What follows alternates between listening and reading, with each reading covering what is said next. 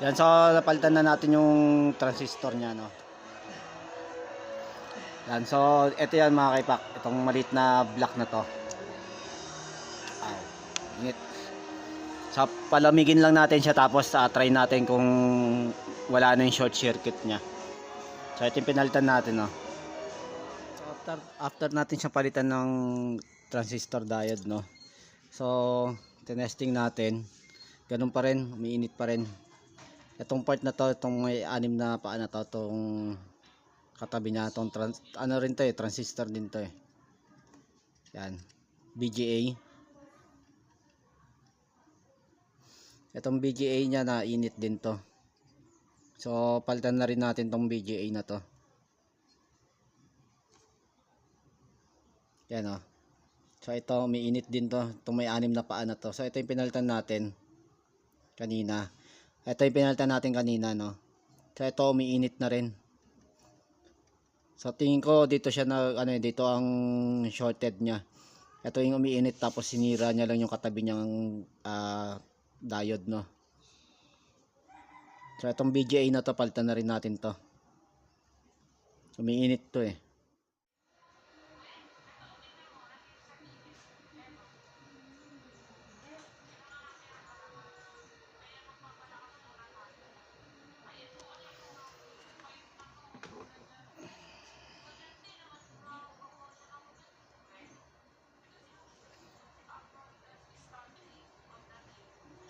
Yan, so ito yung papalit natin. Yan, ito yung tinanggal natin na shorted. Ito yung tinanggal natin shorted. Ito yung papalit natin. Yan.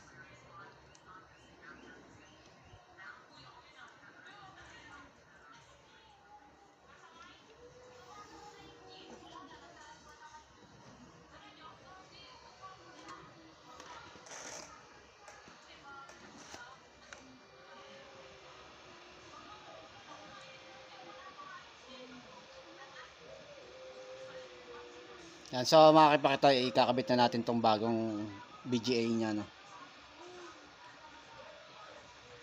So tingnan natin kung mawawala na yung pagka short niya pag nakakabit na natin to.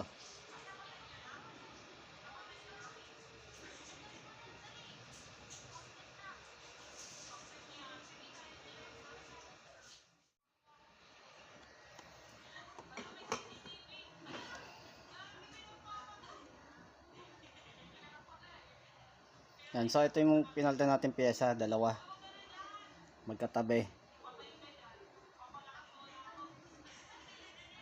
Yan, so dalawang magkatabi na yan, ito yung pinalitan natin pyesa. Ito yung umiinit kasi. Yan, so antayin lang natin lumamig to, tapos testing natin kung wala na yung short circuit. Yan, so ito yung pinalitan natin, no, itong dalawang to. Yan, so lilinisin ko na lang to, tapos antayin natin lumamig, then testing ulit natin. Yan, so pinalitan na rin natin yon. Yan, so testing natin kung lalabas pa rin yung short circuit nya, saka kung uusok pa ulit siya kung short pa rin.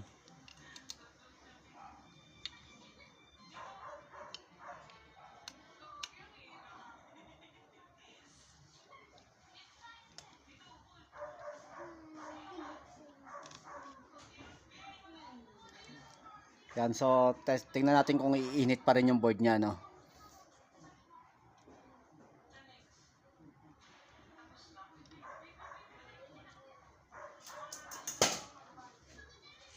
Kanina umiinit pati itong USB port eh. So ngayon hindi na. So hindi na umiinit tong USB port, pati yung board. Yan, so nagche-check atomizer na siya. Wala na yung short circuit.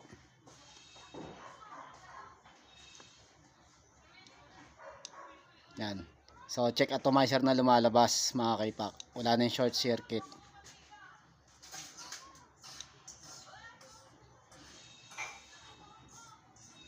So try natin kung babasa siya ng cartridge. Off muna natin. umuusok na yung transistor, nagsho-short na kagad, tas umiinit pati itong USB port na init. So ngayon wala na yung init niya. So try natin lagyan ng cartridge.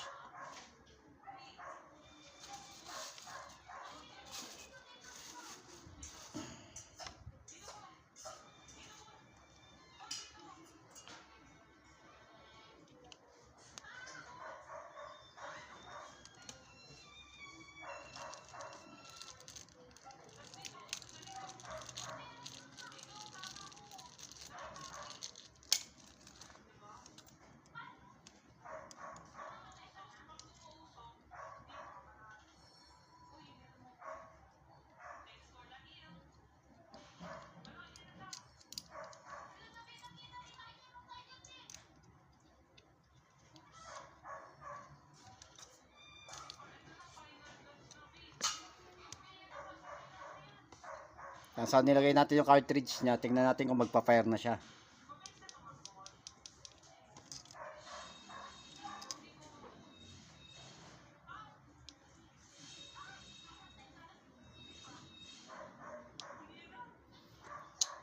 Malabas pa rin, short circuit pa rin.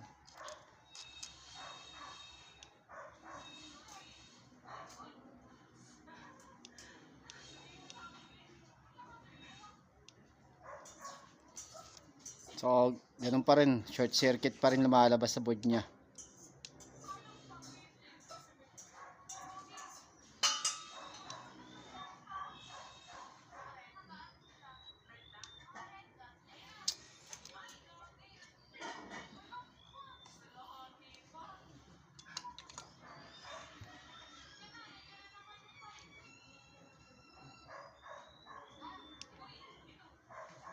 So pagka ganito, board na talaga yung problema nito. Pagka ganito natin kung ano pang magagawa kung paraan dito. Pagka wala na talaga, board na talaga, wala na tayong magagawa rito pag board na talaga sira nito.